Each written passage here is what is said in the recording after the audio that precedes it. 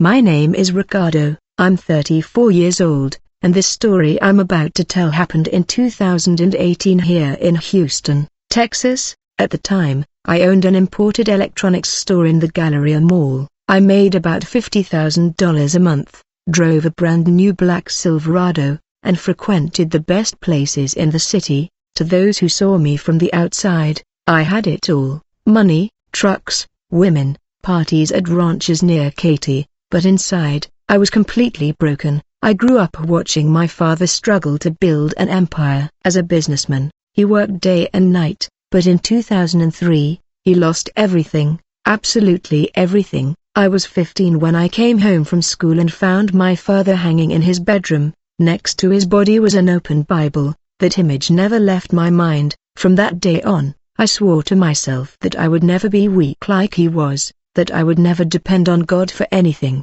I married Juliana when I was 26. She was an incredible woman. She truly loved me. But I was a terrible husband. I cheated on her constantly. I spent money on parties and drugs. I came home late at night without explanation. In June 2018, she discovered yet another infidelity and filed for divorce.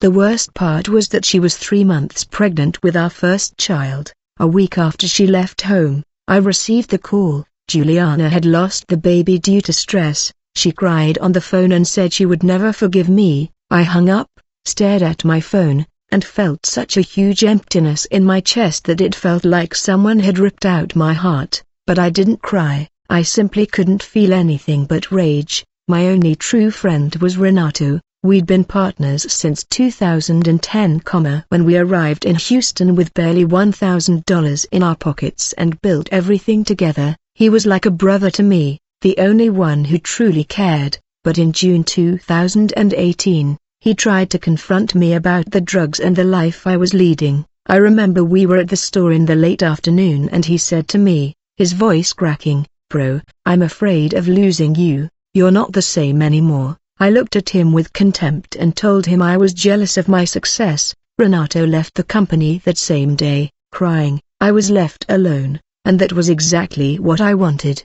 The voices got worse: cocaine every weekend, whiskey every day, parties that lasted until dawn. I woke up every morning at 3 o'clock with my heart racing, in a cold sweat, feeling like I was falling. Even when I was lying in bed, I secretly took sleeping pills, mixed them with alcohol, but nothing filled that giant hole in my chest. One night, I think it was in July 2018, I was alone in the apartment. 3 in the morning, another anxiety attack. I went to the closet and took out my pistol, a 9mm. I sat on the floor of the living room. I put the barrel in my mouth and stayed there for about 5 minutes. I wanted to pull the trigger, I swear I did, but when I closed my eyes, I saw the image of my father hanging. I saw the rope around his neck, the open Bible, the note that said, "God, why did you forsake me?"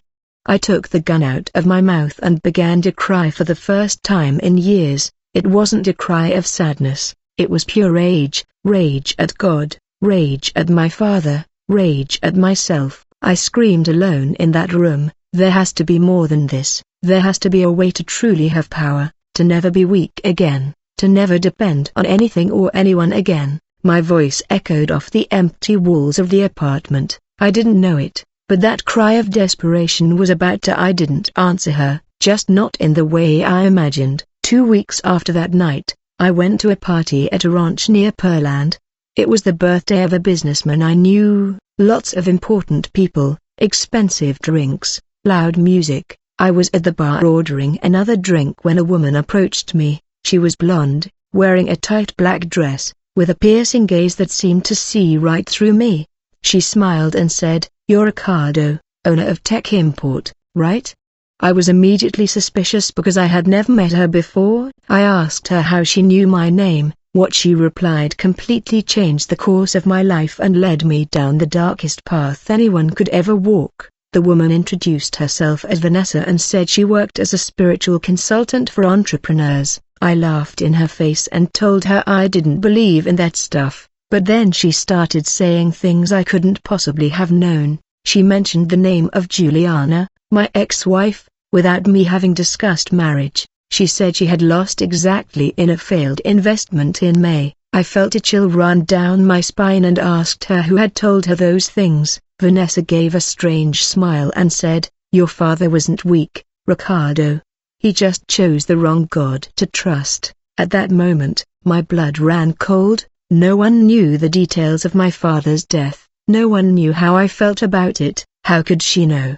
She took a black card out of her purse and handed it to me. It had no name, no phone number, just a handwritten address, 566 Wester Road. I looked at those numbers and felt something strange, like a tingling in my hands. Vanessa leaned closer and whispered, "I know people who can give you what you're really looking for. It's not money, Ricardo, it's real power." I asked her what kind of power she was talking about. She replied, "Power over your life, power over your enemies, power over destiny, the power your father never had and that left you an orphan at 15. I tried to laugh, to make a joke, but my voice came out shaky. She continued, "Tuesday, 11 p.m., if you have the courage." After that, she simply disappeared into the party crowd. I spent 3 days thinking about that card. I googled the address, maps and discovered it was an abandoned house, famous in the area. People called it the doctor's house.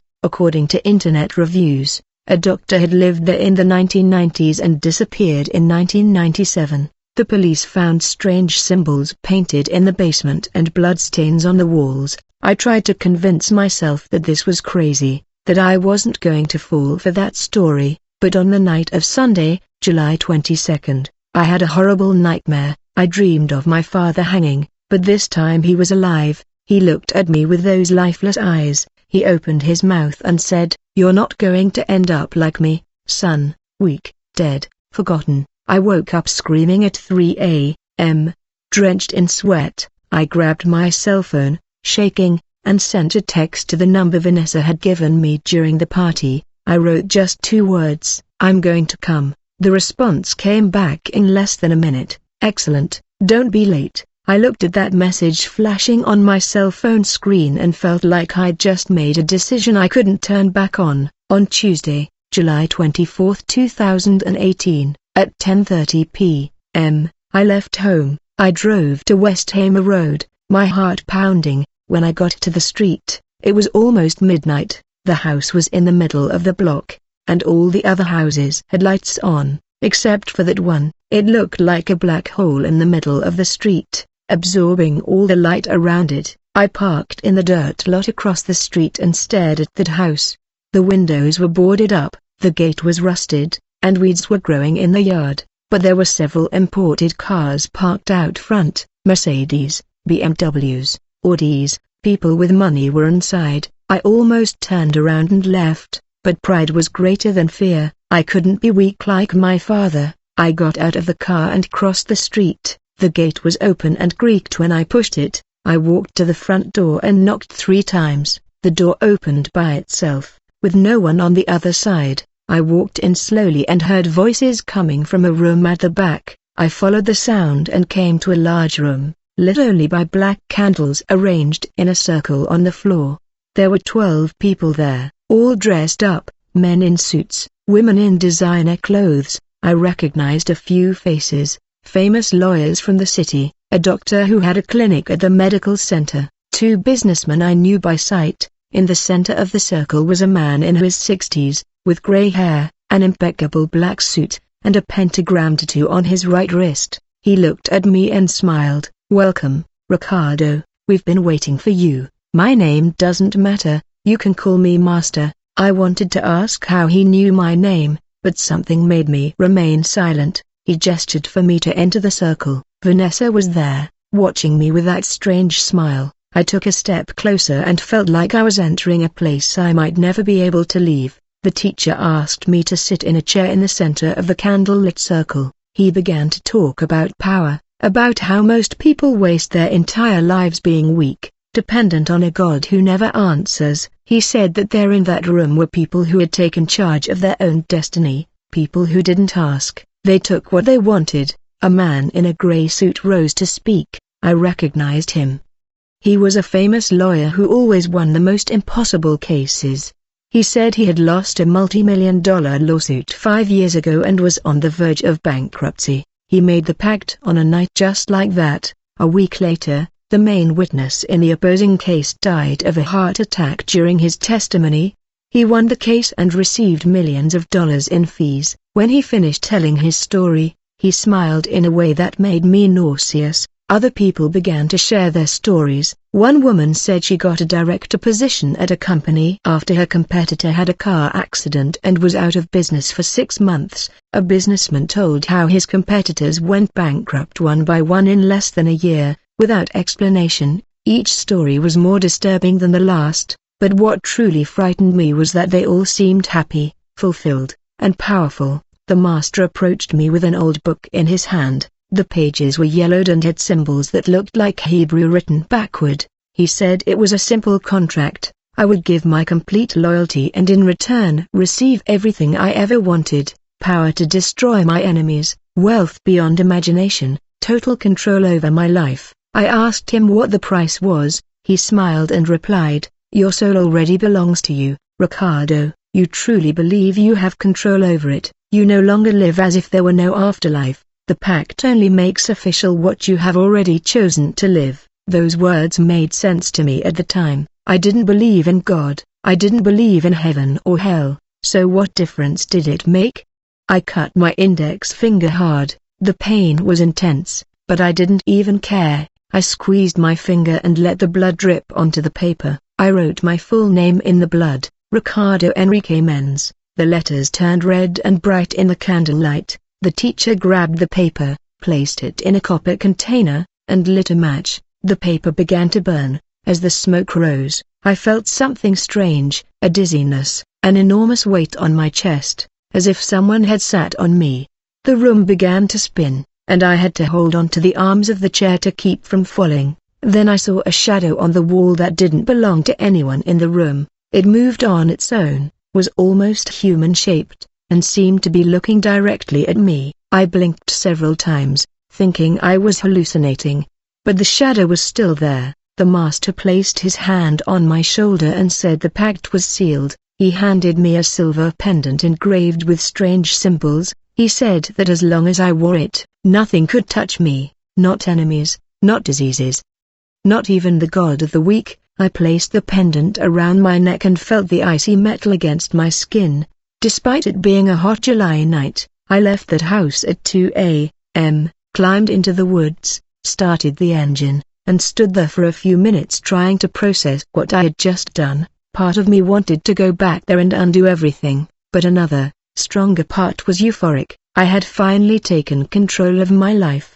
I would never be weak again. When I picked up my cell phone to check the time, I saw I had 7 missed calls from an unknown number in California. I called back. Even though it was 2 a.m., a man answered and he introduced himself as the owner of a chain of electronics stores. He said he'd gotten my number from an acquaintance and wanted to propose a partnership. The amount was $200,000. I asked him who had recommended my name. He replied, "Someone told me you were the right person," and he hung up. I stared at my phone, my heart pounding. That couldn't be a coincidence. Not an hour after the deal, I had sold my soul, and the return had been instantaneous. I drove home with a smile on my face and a strange feeling of power coursing through my veins. I didn't know it, but that was just the beginning of a transformation that would cost me much more than I ever imagined. The Thursday after the deal, I was at the store when I received a call from Mauricio. He was my direct competitor, the owner of an electronics store in the Sharpstown Mall, and we had studied together as teenagers when I was still attending church with my parents. His voice was desperate, crying, "Ricardo, my store burned down this morning. I lost everything, bro, absolutely everything." He told me the fire started at 3 a.m., with no explanation. The firefighters said it wasn't a short circuit or anything. The fire started in 3 different parts of the store at the same time. Mauricio had 3 young children, and the store was all he had. He called me because he wanted to know if I could lend him some money to start over. You know what I did? I hung up in his face and started laughing. I laughed out loud, alone there in my office, and that scared me for about 2 seconds. I didn't feel a bit of remorse, not a twinge of guilt, just a strange and disturbing satisfaction. I thought to myself, I did this. Did I really manage to do this just by wanting it?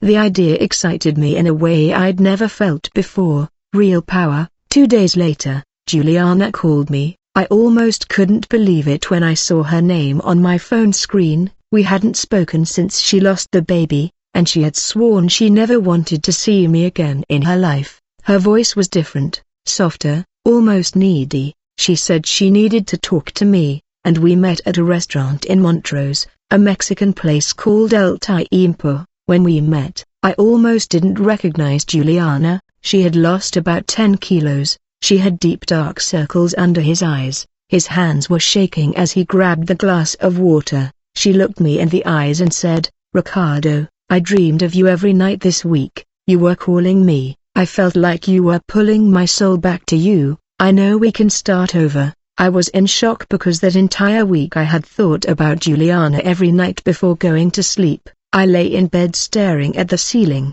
wishing intensely for her to come back, but I never called her, never texted her. How could she know? Did I really have the power to bring her back with just the force of thought? Was that real? The following week I decided to test the limits of my newfound power.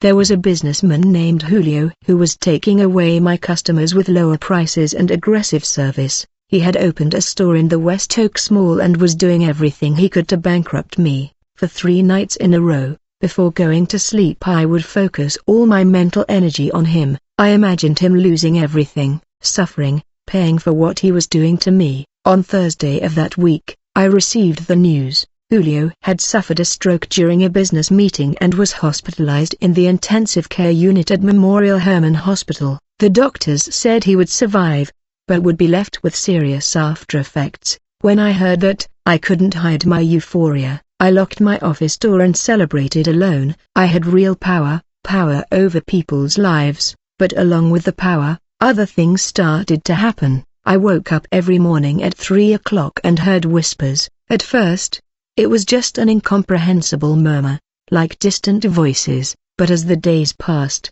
the words became clearer. "You're ours, we give you everything, you will never be weak again." The voices didn't scare me, in fact, they made me feel special. Chosen one. I started waking up with marks on my body I didn't remember getting, deep scratches on my back, on my arms, as if someone had scratched me in my sleep. One morning I woke up and found the word R scratched into my own chest.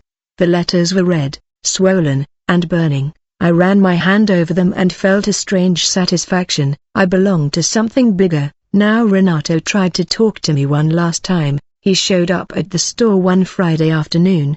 He asked to speak privately. We went to the parking lot, and he spoke with tears in his eyes. "Brother, you're not you anymore. Your expression changed. You're cold. The people in the store are afraid of you. Go back to who you were, please." I looked at him with disdain and said, "Do you know how many years we worked in this city, Renato? I got tired of being small. I got tired of being invisible. Now I am big, I'm powerful, and you are still small, afraid of everything, depending on God to give you the crumbs." Renato turned around and left. I saw him crying inside his car before leaving the parking lot. We never spoken again after that day. In August, there was a family gathering at my mom's house. My Aunt Marta, who was always very religious, asked for a prayer before the meal. Everyone clasped hands and closed their eyes. I laughed out loud, interrupting the prayer. My aunt looked at me, scared, and asked why I was laughing. I said God didn't exist. If he did, my father wouldn't have killed himself praying so much. I am the one who makes my own destiny now. The silence was awkward. My mom began to cry softly. My cousins looked at me as if I were a stranger, but I didn't care one bit. I grabbed my plate, ate alone on the patio, and left before dessert. I was beyond them, beyond everything. I had a power none of them would ever understand, and I was about to use it in a way that would change my life forever. In September 2018, on a Thursday afternoon, Vanessa showed up at my store. She didn't ask permission, she didn't give any warning. She just walked into my office like she owned the place. My employees didn't even seem to notice her. It was as if she was invisible to everyone, except me. She sat down in the chair in front of my desk and asked, "Are you ready?" I asked, "Ready for what?" She smiled in that disturbing way of hers and said, "To prove that you chose the right side, Ricardo. There's a pastor here in town who's causing trouble, Pastor David from the Assemblies of God Church in the Gulfton area. He does deliverance services every Friday. They say he has the power of God." She made quotes with her fingers when she said the power of God and laughed. Vanessa continued talking. "That pastor goes round delivering people, breaking covenants, casting out demons. You're not afraid of him, are you?" I felt rage rise from the bottom of my chest. Pure rage. I said I wasn't afraid of anyone, much less a failed pastor, who believed in fairy tales. She stood up, put both hands on my desk, and said, "Really slow down, then go there Friday night and prove it. Show those people their God is a lie." I spent the entire Thursday thinking about that. At night, around 8, I was driving aimlessly around town and ended up passing Pastor David's church. There was a service going on, and I could hear the worship music from the street. I parked across the street and watched. People were coming out of the church, smiling, hugging, and children were running. There was a peace in that place that made me deeply uncomfortable. I stood there for about 10 minutes, just watching. A small part of me felt a strange pang in my chest, almost like nostalgia for something I'd never had, but then I shook my head angrily. That was weakness. I didn't need that false peace, that illusion. I had real power. I accelerated the car and I left. That same night I went to the doctor's house. The master was waiting for me with Vanessa and 5 other people from the group. He asked me if I was really going to challenge their God. The next day I replied yes, that I was going to show those people that they were being deceived. The master smiled approvingly and said that I needed extra protection for that mission. He took out of his jacket a silver pendant with symbols that looked like Hebrew written backward. The metal was icy, absurdly icy, even though it was a hot September night. He said, "As long as you wear this, nothing can touch you, not their God, not their angels, not their prayers. You are completely protected." When he placed it on my neck, I felt my skin burn for a second, then it cooled. The master had me sit in the center of the candlelit circle, placed his hands on my head, and began speaking words in a language I didn't understand. Then he told me to repeat a phrase 7 times. "I renounce any name above my own. I renounce any power above my own. I am my own God." I repeated those words 7 times as he asked. With each repetition, I felt a greater hatred growing inside me. I hate the God who let my father kill himself. I hate the church that never helped me in any way. I hate all those weak people who depended on an invisible being for the courage to live. By the time I finished the 7th repetition, my whole body was shaking with pure rage. The teacher smiled and said, "Now you're ready." I got home around 2 in the morning. I took a shower, looked in the mirror, and almost didn't recognize my own reflection. My eyes were different, darker, emptier. There was something cold in my gaze that had never been there before, but I liked it, that it was the look of someone powerful, of someone who wasn't afraid of anything. Friday, September 13, 2018. I spent the whole day thinking about what I was going to do that night. I picked out some formal black clothes, put on my favorite Ray-Ban glasses, and wore a thick silver chain around my neck. When I got ready and looked in the mirror before going out, I thought, today I'm going to show those people who really has power. Today I'm going to destroy their faith. I left home at 7 p.m. I drove slowly to Gulfton, savoring every minute of that anticipation. When I arrived in front of the church, it was 7:15 p.m. I parked the Silverado right in front of it in a spot reserved for people with disabilities. I didn't care. I got out of the car, straightened my jacket, and put on my sunglasses. Even though it was already dark, I wanted everyone to see me. When I stepped through the church door, I felt something strange, a pressure, as if I were trying to go underwater. The air seemed thicker, heavier. For a second, I thought about going back, but my pride and anger were stronger. I pushed the door and walked in. The service had already begun. People were singing a lively praise song. I walked down the center aisle and sat in the third row, right in the middle. I crossed my arms and smiled. Let the show begin, I thought. The church was simple, about 200 people, ceiling fans spinning, white plastic chairs in rows. There was a band up front with drums, guitar, and bass, and people were singing with their hands raised. I sat there looking at all of this with contempt. These people were weak, deluded, dependent on a God who was never going to truly help them. I started laughing out loud during the service. Some people looked back and looked at me with surprised expressions. An older woman in the front row gave me a worried look. I laughed even harder. I burst out laughing, echoing through the church. The service slowed down until it stopped completely. Everyone was looking at me now. It was exactly what I wanted. Undivided attention. Pastor David was in the pulpit. He was a man in his 50s, with gray hair on the sides. He was wearing a light blue dress shirt and jeans. There was nothing special about him. He seemed like an ordinary guy. He grabbed the microphone and stared at me in silence for about 10 seconds. Then he spoke in a firm but calm voice. "There's someone here who came to challenge the Lord today."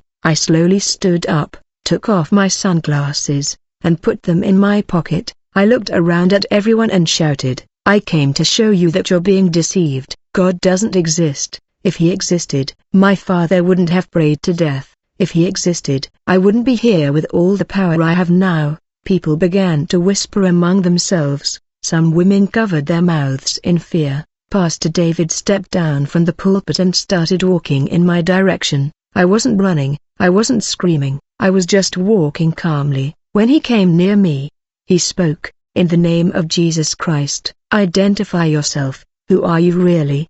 I started laughing again, but this time the laughter came out differently, deeper, lower, as if it wasn't entirely my voice. I opened my mouth to speak, and what came out were Latin words. I had never studied Latin in my life, but the words flowed from my mouth as if I spoke this every day. I began to curse God, blaspheme Jesus Christ, mock the Holy Spirit. With each word I spoke, I felt my voice become more distorted, more animal-like. The people in the church began to cry. About 30 people stood up from their chairs and formed a circle around me. They were men and women of various ages, and they all began to pray out loud. I looked at them all and shouted, "Do you think I'm afraid of you? Do you think those weak prayers are going to affect me? I have protection, I have power." I placed my hand on it. I said it was on my neck and felt the metal burn my skin. Pastor David raised his right hand in my direction and began to speak. He wasn't shouting, his voice was firm and controlled. I said, "Your God abandoned my father, he killed himself praying, and God did nothing. Where is the power of your God, Pastor?" The pastor calmly replied, "Son, your father didn't die because of God, he died because he didn't know the true God. He was lost just like you are now." That filled me with uncontrollable rage. I yelled at him not to call me son, that he was nothing, that I was greater than him and his God. The pastor remained calm and said, "You're right, I am nothing.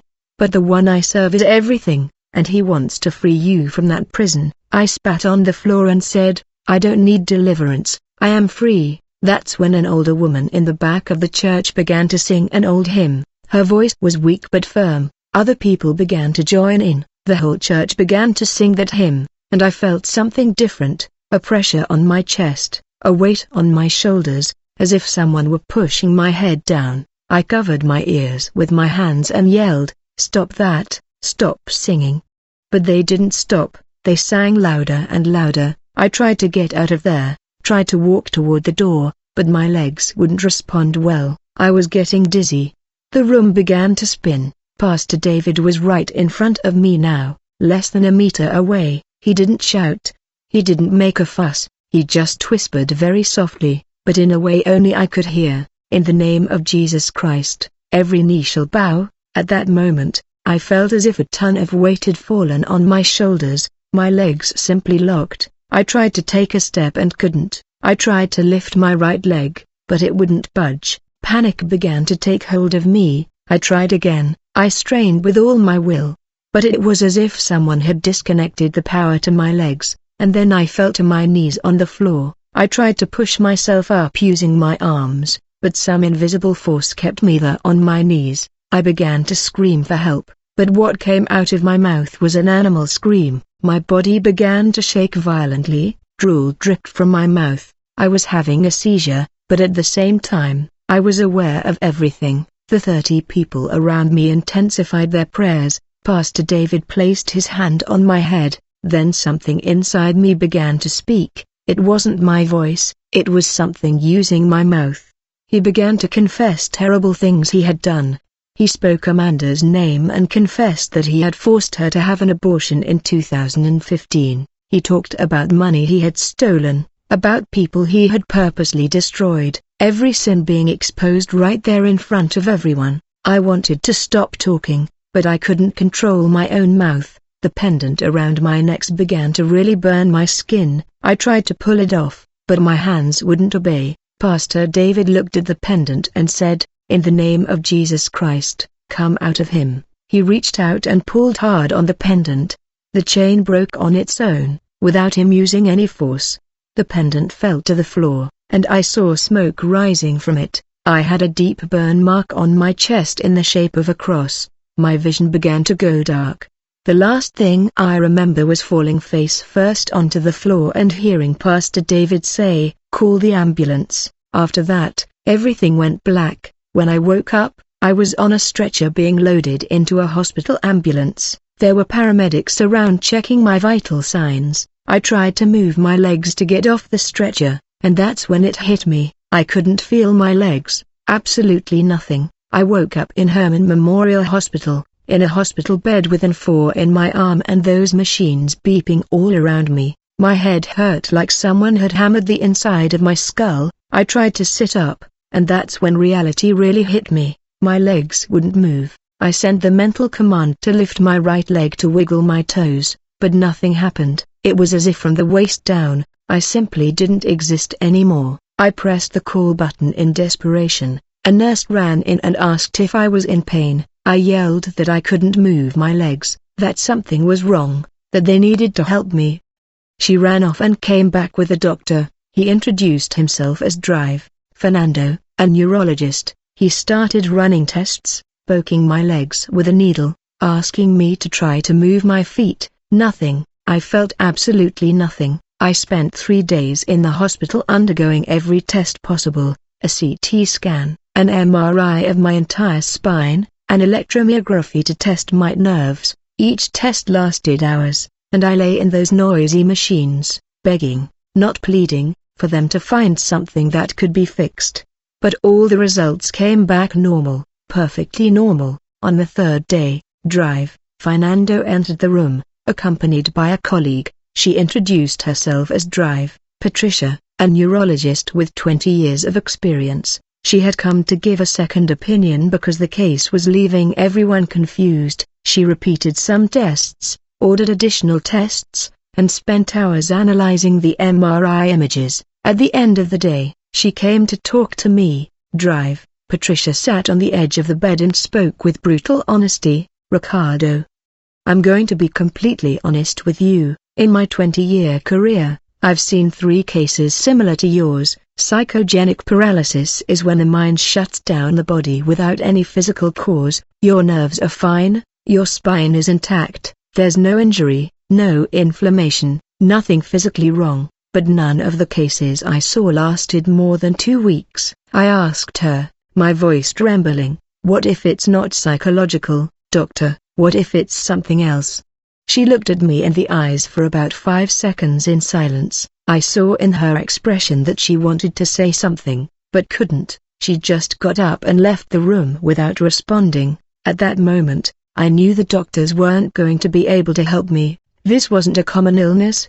On my 2nd day in the hospital, a nurse named Jonas came in to change my 4. He saw the Bible Pastor David had left on the bedside table. He asked if I was a Christian. I laughed bitterly and said no, that I had defied their God, and look what he did to me. I hoped Jonas would get angry or he thought he would judge me.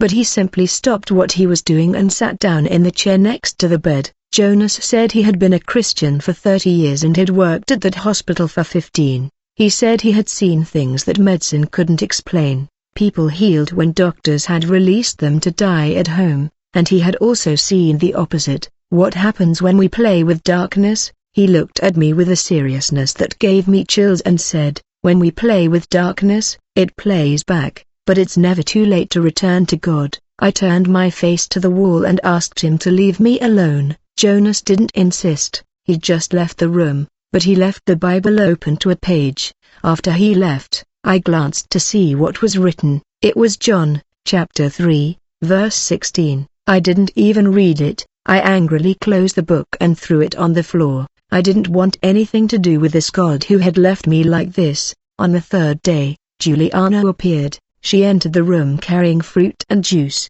but she stood near the door as if afraid to come closer. We were silent for about 5 minutes, which seemed like an eternity. I broke the silence first. You came to tell me that you're leaving again, right?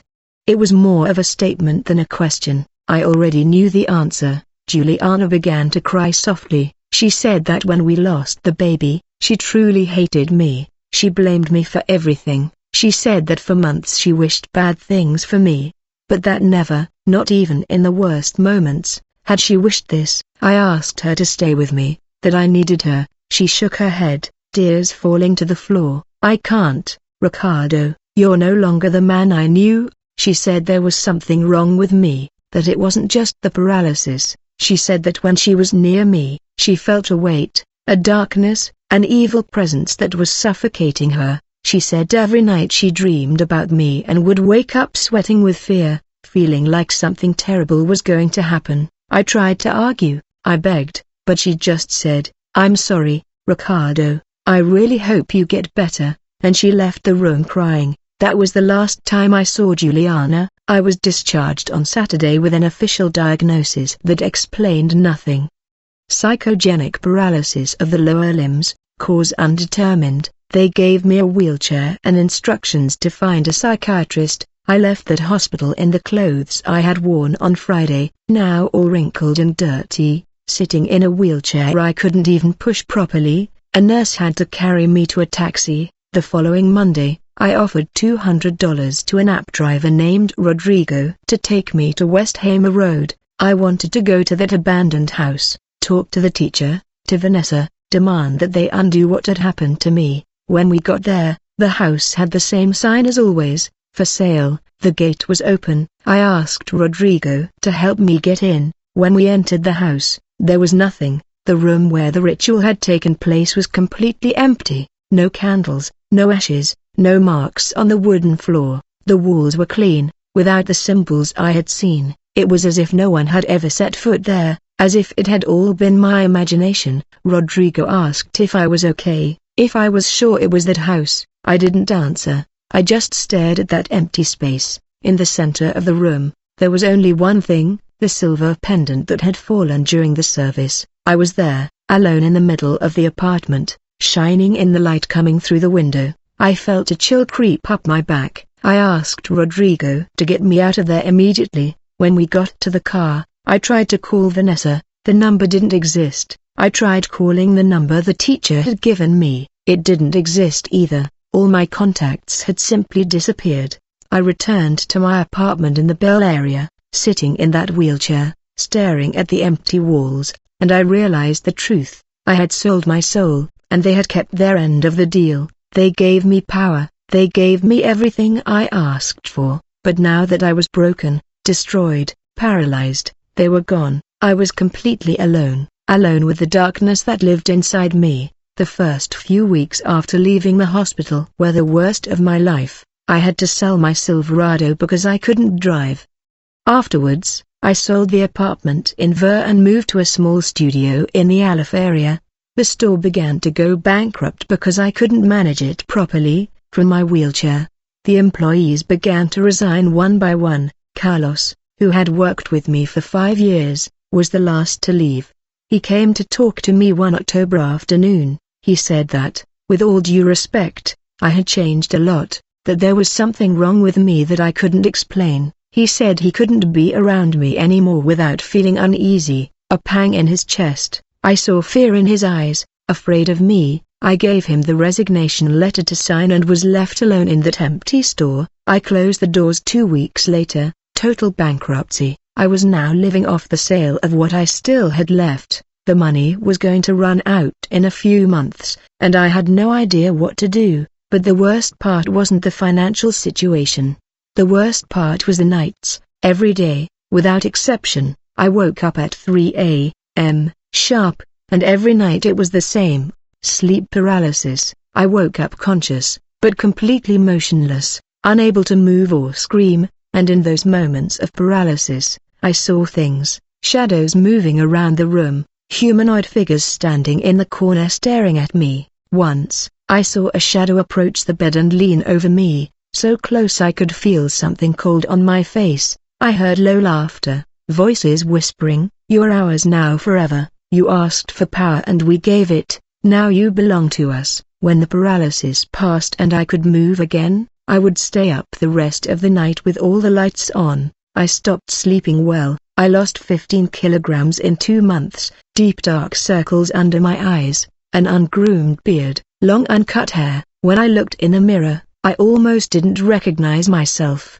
I looked like a homeless person, a zombie. I was no longer the successful businessman Ricardo. I was just a human wreck in a wheelchair. I tried to seek spiritual help of all kinds. I sought out a famous healer in the Golfton area named Senora Rosa. She had a reputation for being powerful, for solving impossible cases. An acquaintance took me to her home one afternoon. She welcomed me. She threw the cards to read my situation. When the cards fell on the table, her hand began to shake. She looked at me and I read the letters several times. Mrs. Rosa quickly got up from her chair, grabbed the letters, and put them in a wooden box. She said she couldn't help me. I asked her why. She said she'd pay whatever it took. She shook her head sadly and said, "Son, you've messed with something much bigger than yourself. I feel the presence or 7 entities linked to you, and none of them are of light. Go to church, only Jesus can set you free."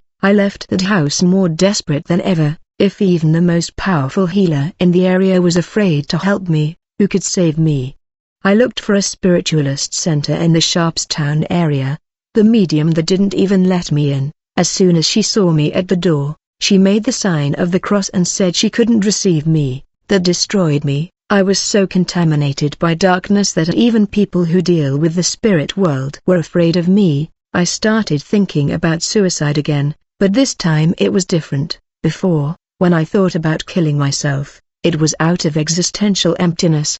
Now it was out of pure despair. I couldn't stand the nightly torments, the loneliness, the wheelchair, the constant weight of knowing I had sold my soul and there was no turning back. One October night, sitting on the floor of the study hall, I pulled out the gun I still kept in the closet. I put the gun to my head. My mind was made up. This time I had nothing left to live for, no friends, no family who would talk to me, no future. It was only going to get worse from there. My finger was on the trigger when I heard that voice again. It was the teacher's voice whispering inside my head, "If you do this, your soul comes straight to us. You will be ours forever. There will be no rest, no peace, only eternal torment." I dropped the gun on the floor and began to cry, truly cry, for the first time since I was a child, deep tears that rose from the depths of my soul. I remembered my father hanging, the Bible open beside his body. I remembered Juliana and our baby who was never born.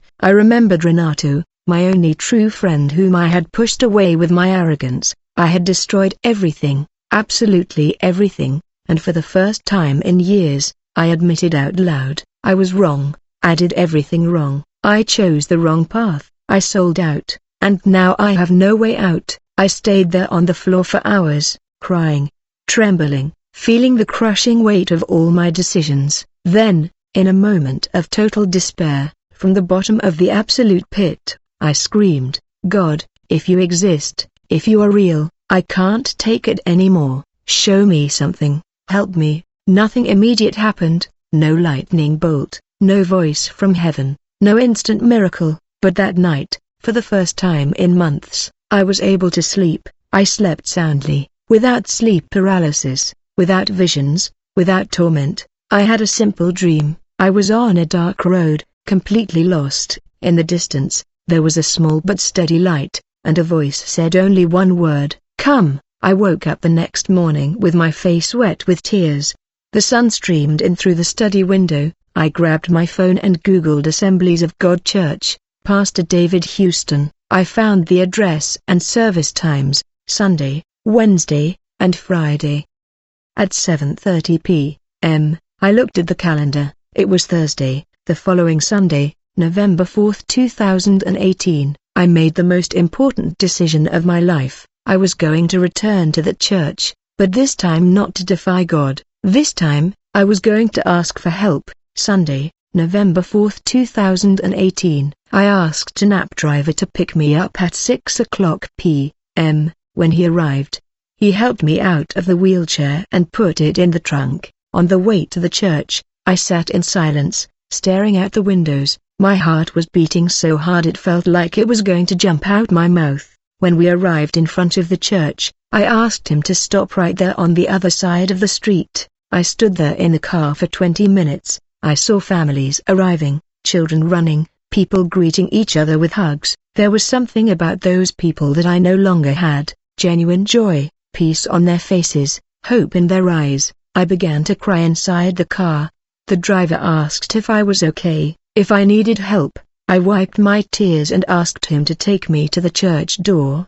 He helped me out, assembled the wheelchair, and placed me in it. I gave him a generous tip and stood there on the sidewalk. The service had already begun. I could hear the praise outside. I took 3 deep breaths and began pushing the chair toward the entrance. Every meter seemed like an eternity. I was ashamed, afraid, and guilty, but something inside me told me to continue. When I walked through the door, some people immediately recognized me. I saw looks of surprise, shock, even fear. One woman whispered to another, "That's a man who blasphemed God, it's him." I thought about turning around and leaving, but then an elderly woman, about 72, got up from her chair and came walking toward me. It was the same one who had started singing the anthem that terrible Friday. She came close to me, bent down to my eye level, and grabbed my hand. With a sweet smile on his face, he said, "Welcome, son." Those 3 simple words broke me completely. I began to cry right there, at the entrance of the church, in front of everyone. Pastor David interrupted the service, stepped down from the pulpit, and came to where I was. He placed his hand on my shoulder and said nothing, just looked at me with compassion. The older woman, who I later learned was named Doña Maria, pushed my chair to the second row. She sat next to me and held my hand throughout the service. I couldn't sing, I just cried. Tears streamed down my face. All those weeks of torment, of loneliness, of despair, it was all coming out in the form of tears, and for the first time, they weren't tears of anger. They were tears of repentance. When the service ended, Pastor David asked for the microphone, looked at me, and asked if I wanted to say anything to the church. I hesitated, but Doña Maria squeezed my hand as if he said, "Go, son, can you speak?" I asked for the microphone. The pastor brought it to me. I grabbed that microphone with my hands shaking so much I almost dropped it. I took a deep breath and began. "Say Vader. Speak." I said my name was Ricardo, that I was 34 years old. I said that 4 months ago, I had entered that church and challenged God in front of everyone. I said that he had said that God didn't exist, that I was more powerful than him, and that he was completely wrong. I talked about the pact I made with him, about how I sold my soul for power and money, about how it completely destroyed me. I said that I lost everything, my wife, my son who was never born, my best friend, my business, my health, my legs. I said that I woke up every night tormented by demons, that I saw shadows, heard voices, that I had no peace, and that even a healer had rejected me, saying only Jesus could help me. My voice faltered with each sentence, but I kept talking. I looked at Pastor David and the entire church and said, I didn't come here feeling sorry for myself. I didn't come here asking for a miracle or healing. I came here because I want to ask for forgiveness from God first. and from all of you who saw the horrible man I was that Friday. I was wrong. God exists, hell exists, and I lived in it for those 4 months. At that moment, my voice completely broke, and I broke down, crying. Several people in the church began to cry as well. Pastor David took the microphone back and asked everyone who wanted to pray for me to come forward. More than 30 people stood up, circled around me, placed their hands on me, and began to pray. The pastor placed his hand on my head and began to pray out loud, "Lord Jesus, here is a child of yours who was lost, a child who was deceived by the enemy, a child who needs deliverance." During the prayer, I felt strange things happening inside me. I began to moan, to scream, to feel nauseous. My body shook violently, and I vomited right there. Some of the manifestations that had happened that Friday returned. A voice came out of my mouth saying, "He's ours. He signed, he belongs to us." But the pastor responded with authority, "The blood of Jesus Christ cancels any signature. In the name of Jesus, come out of him now." The prayer lasted 2 hours. 2 hours of intense spiritual struggle. I was sweating cold, crying, screaming, trembling. Doña Maria never let go of my hand. She stayed there the whole time, praying softly, holding on tight. At one point, I felt as if invisible strings tied to my chest were breaking one by one, and when the last string broke, I breathed deeply. A peace I had never felt in my life took hold of me. I opened my eyes and looked around. People were still praying, but now in a tone of gratitude. I was drenched in sweat, physically exhausted, but for the first time in months, I felt free, truly free. I looked at Pastor David and said in a weak voice, "I am free, I feel like I am free." He smiled with tears in his eyes and said, "Welcome back, son, welcome to God's family." That night, when I returned, I went into the room and looked at the bed with fear. Was it 3 a.m. again? I was studying. Would the torments return? I lay down on the bed, closed my eyes, and prayed for the first time in years. I truly prayed, "Jesus, thank you for not giving up on me. Thank you for giving me another chance. Help me rebuild my life. Amen." And I slept all night without paralysis, without shadows, without voices, only peace. In the following weeks, I returned to church, every Sunday, Wednesday, and Friday. Doña Maria always sat beside me, treating me as if I were her own son. Pastor David enrolled me in the discipleship course for new converts. Classes were held every Tuesday at 7 p.m., a group of 8 people learning about the Bible and how to live a true Christian life. It was there that my life truly began to rebuild. In one of the discipleship classes, Pastor David asked a question that caught me off guard. "Ricardo, have you forgiven your father yet?" I froze. No one had ever asked me that. I spent 19 years of my life blaming my father for being weak, for abandoning me, for giving up on life. The pastor continued, "Your father was also deceived, Ricardo, by the same enemy who deceived you.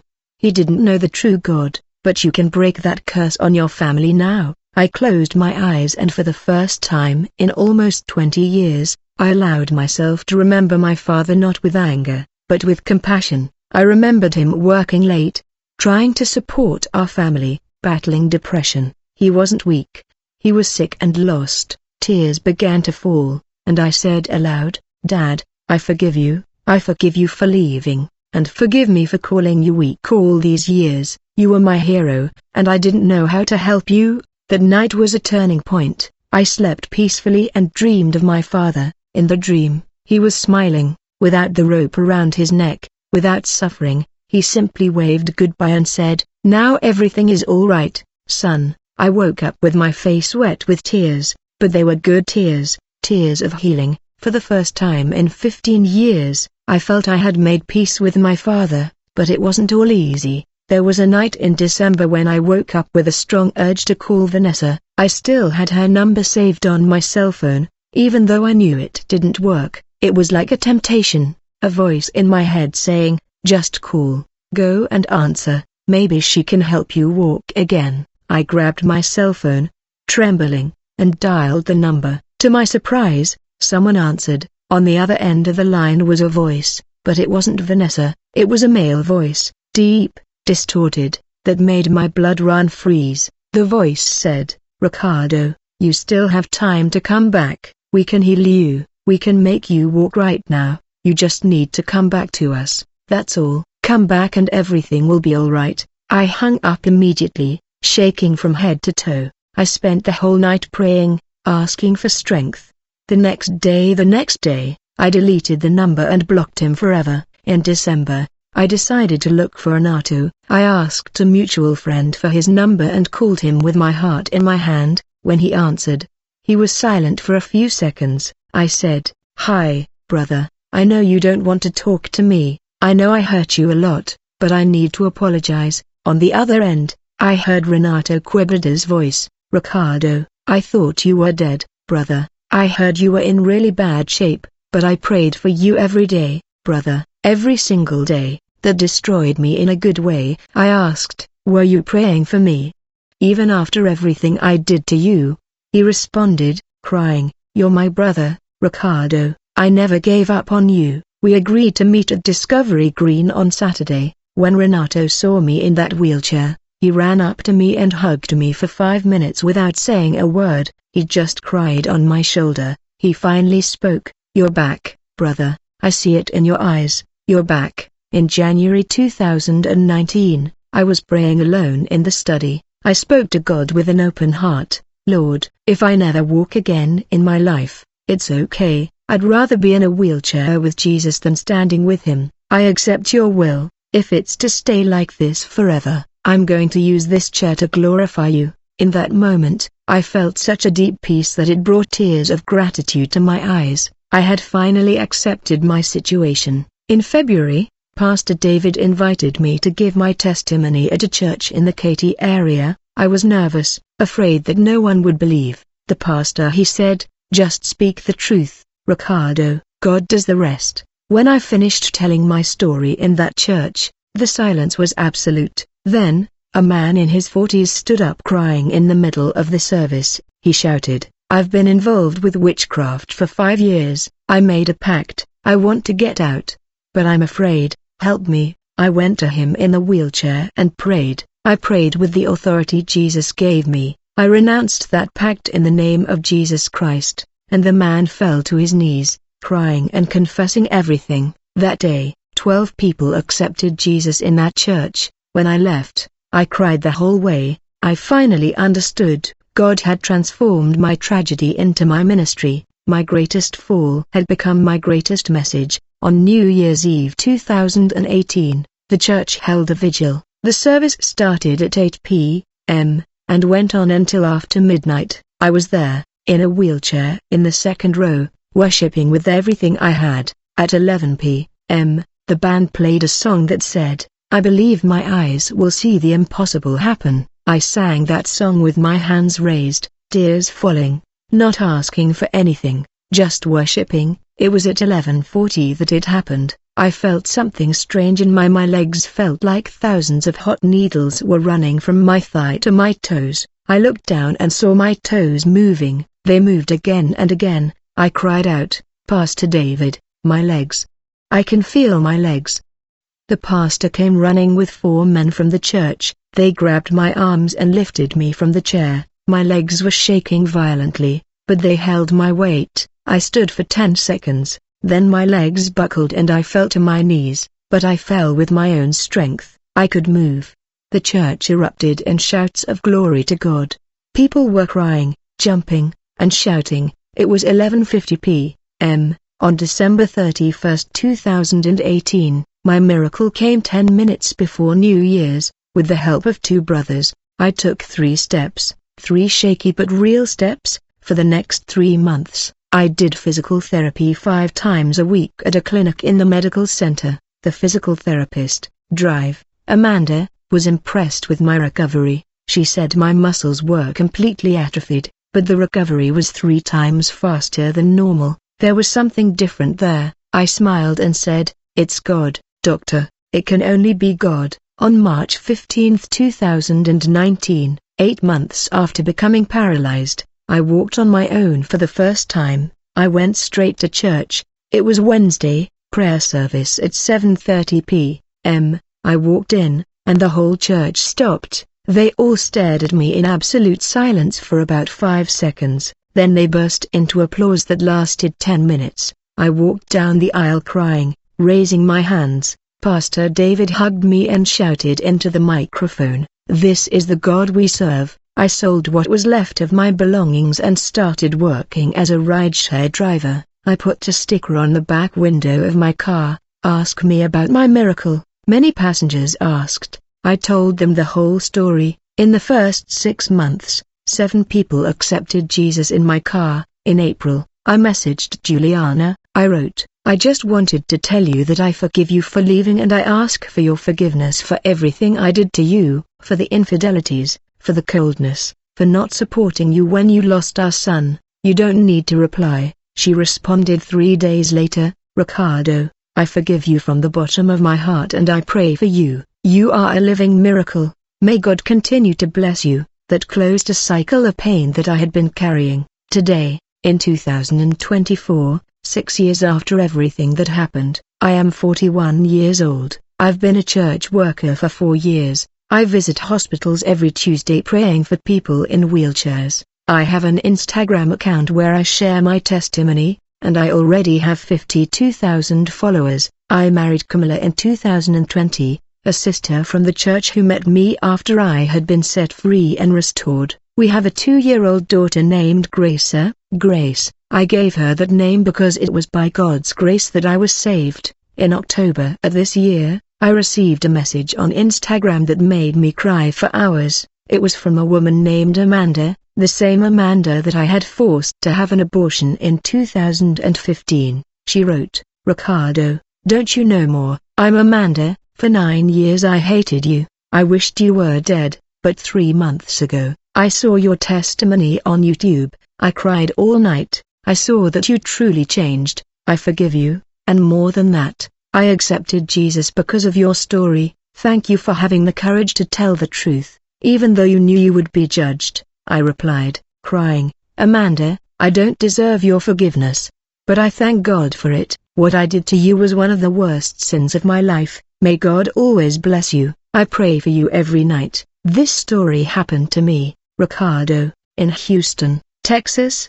Between July 2018 and March 2019, I sold my soul for power and wealth. I lost everything. I was paralyzed, but God rescued me from hell. He set me free, healed me, and gave me a new life. Hell is real, demons are real, pacts are real, but God's love is infinitely greater. Don't play with darkness, don't defy the Creator. Because one day every knee will bow before Jesus Christ willingly, as I knelt in that church in November, or by force, as I was forced to kneel that Friday the 13th. The choice is yours.